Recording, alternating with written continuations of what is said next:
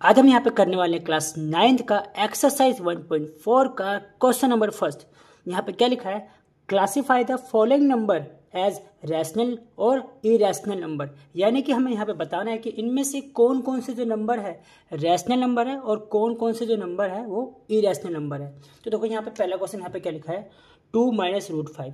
2 हमारा क्या है, रैशनल नंबर है और √5 हमारा क्या है, इरेशनल नंबर है। और जब भी रैशनल नंबर में से हम इरेशनल नंबर को माइनस करते हैं तो हमारा क्या आता है, इरेशनल आता है। ठीक है, तो यहाँ पे हम सिंपल लिख सकते हैं कि 2 - √5, 2 - √5 it is irrational number, it is irrational number होगा। ठीक है, इरेशनल नंबर होगा। ठीक है, सेकंड क्वेश्चन देखो यहाँ पे क्या लिखा है, ब्रैकेट के अंदर 3 + √23 ब्रैकेट क्लोज माइनस का √23। सिंपल से हम इसको कैंसिल कर सकते हैं, कट जाएगा, बचेगा हमारे पास 3।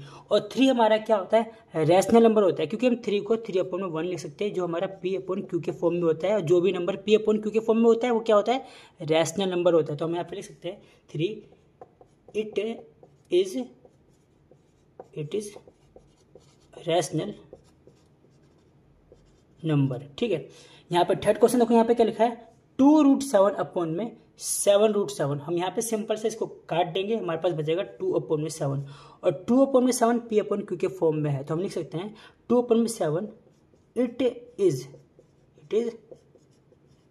Rational number. ठीक है, इट इज रैशनल नंबर। ठीक है, यहाँ पे हमारे पास 1/√2 है। ठीक है, यानी कि हमारे पास यहाँ पे एक नंबर क्या है, हम इसको पहले मिटा लेते हैं।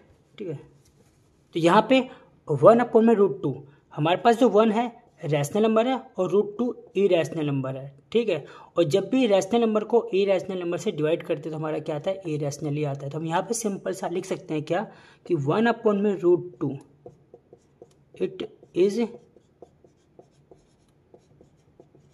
Irrational number.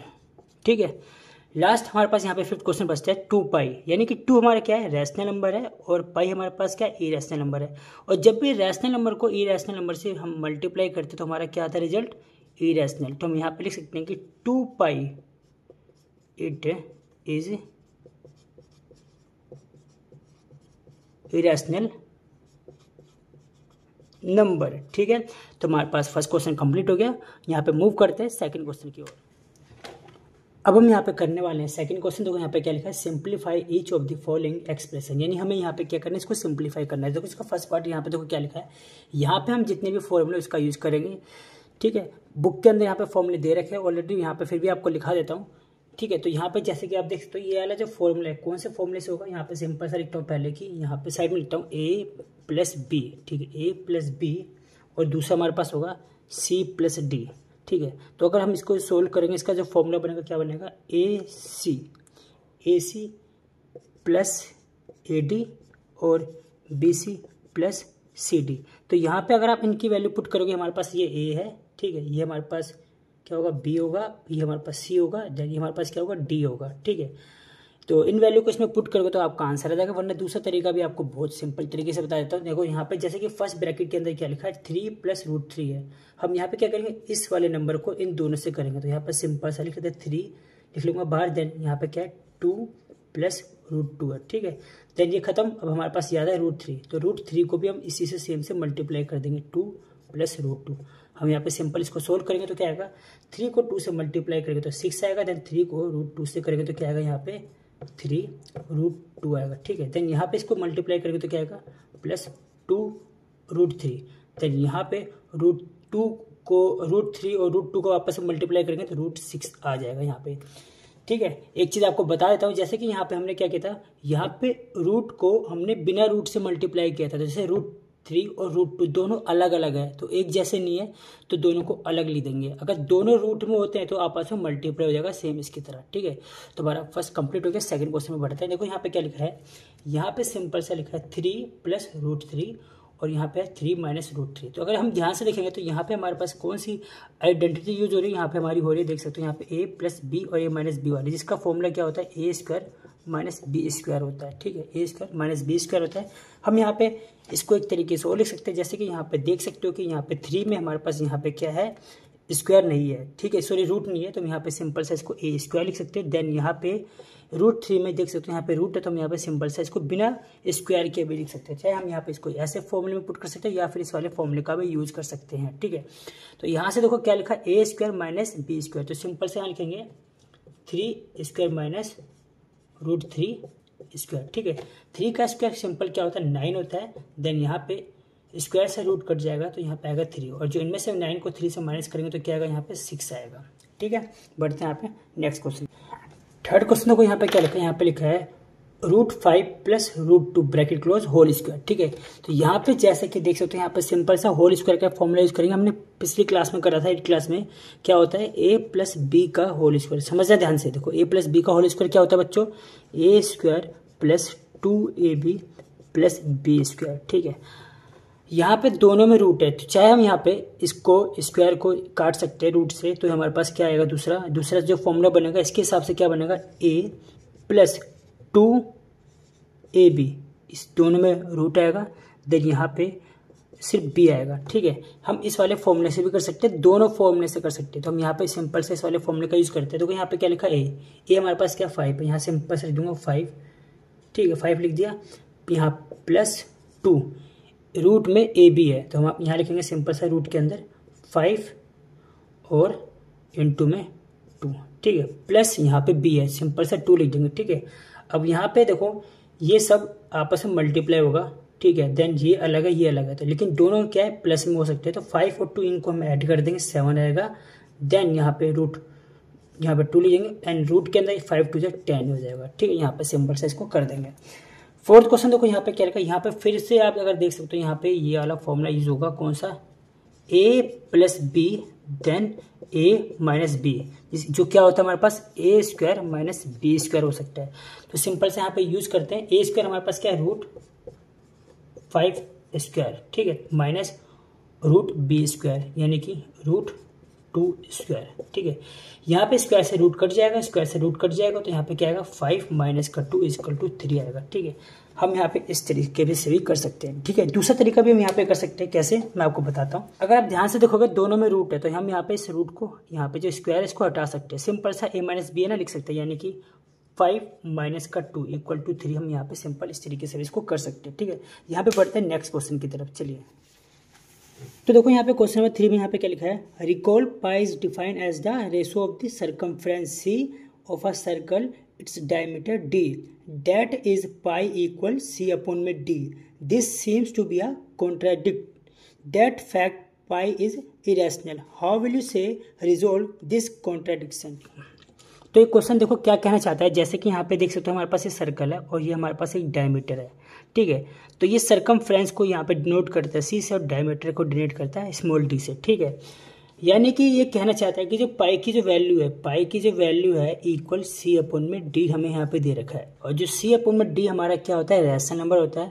बट ये जो पाई है वो इरेशनल नंबर हो सकता है। अब यहाँ पे हम बात करते हैं इरेशनल नंबर जो है रैशनल नंबर के इक्वल कैसे हो सकता है। पे हम कह सकते हैं कि जो है हमारा पाई जो है इक्वल इसके नहीं हो सकता है। जैसे कि यहाँ पे मान लो c है, अंदर c लिखा हमने, यहाँ पे इसको d से डिवाइड करेंगे तो जो भी वैल्यू इसकी आएगी वो हमारी क्या आएगी, नॉन टर्मिनेटिंग या फिर नॉन रिपीटिंग वैल्यू आएगी, ठीक है।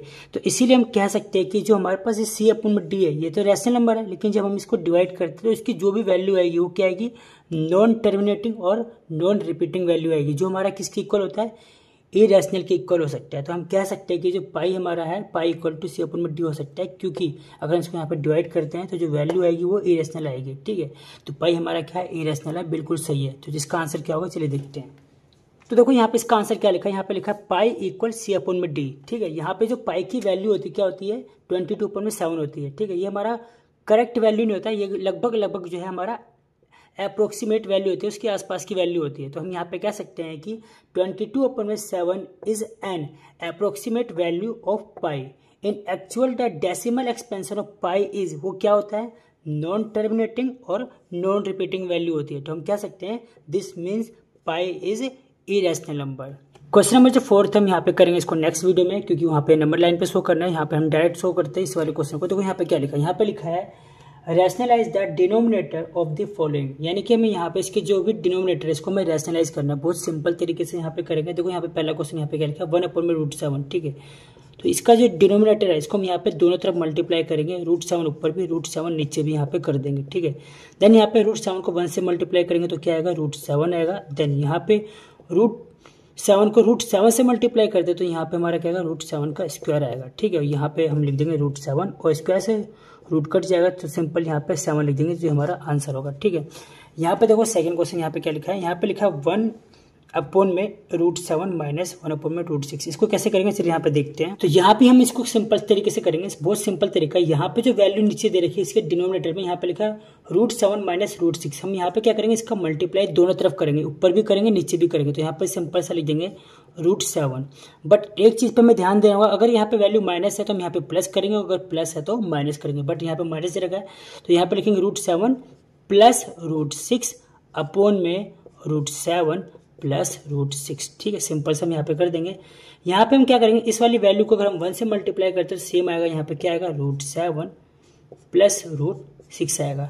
तो यहाँ पे अगर आप ध्यान से देखोगे तो यहाँ पे हमारे पास फॉर्मूला यूज हो रहा है, एक माइनस एक प्लस में। तो यहाँ पे कौन सा फॉर्मूला यूज हो रहा है, अगर हमारे पास कोई वैल्यू हमारे पास एक माइनस में होती है और दूसरी वैल्यू हमारे पास प्लस में होती है तो यहाँ पे जो फॉर्मूला लगता है a² माइनस b² का लगता है। तो सिंपल से यहाँ पे लगाएंगे क्या, √7 को √7 से मल्टीप्लाई करेंगे तो यहाँ पे क्या आएगा √7 का स्क्वायर माइनस यहाँ पे दे रखा है देन b यानी √6 का स्क्वायर आएगा, ठीक है। सिंपल से हम यहाँ पे इसको आगे सोल्व करते हैं। तो यहाँ पे √7 प्लस √6 को सिंपल ले लेंगे, देन यहाँ पे स्क्वायर से रूट कट जाएगा, देन स्क्वायर से रूट कट जाएगा तो 7 माइनस का 6 बचेगा, ठीक है। अब यहाँ पे जो हमारा प्रॉपर आंसर होगा क्या होगा, यहाँ पे सिंपल सा लिखते हैं √7 प्लस √6 और यहाँ पे 7 में से 6 को माइनस करूंगा तो क्या आएगा हमारा आंसर 1 आएगा और 1 की वैल्यू नहीं होती है। तो यहाँ पे 7 प्लस √6 ये हमारा आंसर होगा, ठीक है। बढ़ते हैं यहाँ पे थर्ड पार्ट की तरफ।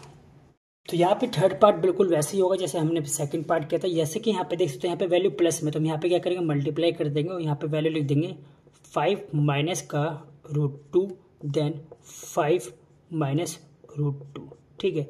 यहाँ पे सिंपल सा हम इस वाली वैल्यू को 1 से मल्टीप्लाई करेंगे तो क्या आएगा हमारे पास सेम वैल्यू आएगी 5 माइनस √2 आएगा, ठीक है।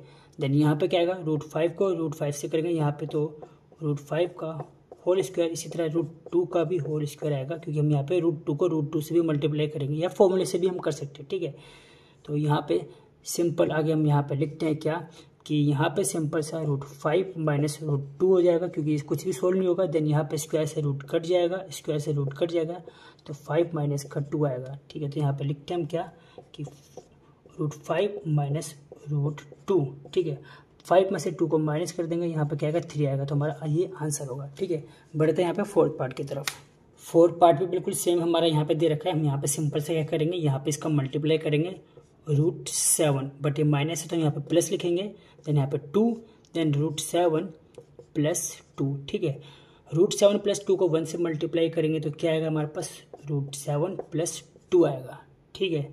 देन नीचे क्या होएगा हमारे पास √7 को √7 से करेंगे तो √7 का होल स्क्वायर, देन 2 को मल्टीप्लाई करेंगे 2 से, यहाँ पर 2 का स्क्वायर लिख देते हैं, ठीक है। सिंपल सा। अब देखो यहाँ पे क्या होता है, तो ऊपर आएगा हमारे पास 7 √7 प्लस 2, देन नीचे क्या आएगा स्क्वायर से रूट कट जाएगा, यहाँ पे स्क्वायर, तो यहाँ पे स्क्वायर नहीं कटेगा, यहाँ पे स्क्वायर से रूट कट जाएगा तो यहाँ पे क्या आएगा 7 आएगा। देन यहाँ पे रूट नहीं था तो स्क्वायर से रूट नहीं कटेगा, तो सिंपल से हम यहाँ पे क्या करने वाले हैं 2 का स्क्वायर कर देंगे, तो यानी 2 को 2 बार मल्टीप्लाई करेंगे तो क्या आएगा 2 2 4 आएगा, ठीक है। देन यहाँ पे हम सिंपल से क्या करेंगे, यहाँ पे लिखेंगे 7 प्लस 2, ठीक है, √7 प्लस 2, देन यहाँ पे 7 में से 4 को माइनस कर देंगे तो यहाँ पे 3 आएगा, ये हमारा क्या हो जाएगा आंसर हो जाएगा। इसी के साथ हमारा यहाँ पे फिफ्थ क्वेश्चन कंप्लीट होता है। बाकी यहाँ पे नेक्स्ट एक्सरसाइज करेंगे अगली वीडियो में।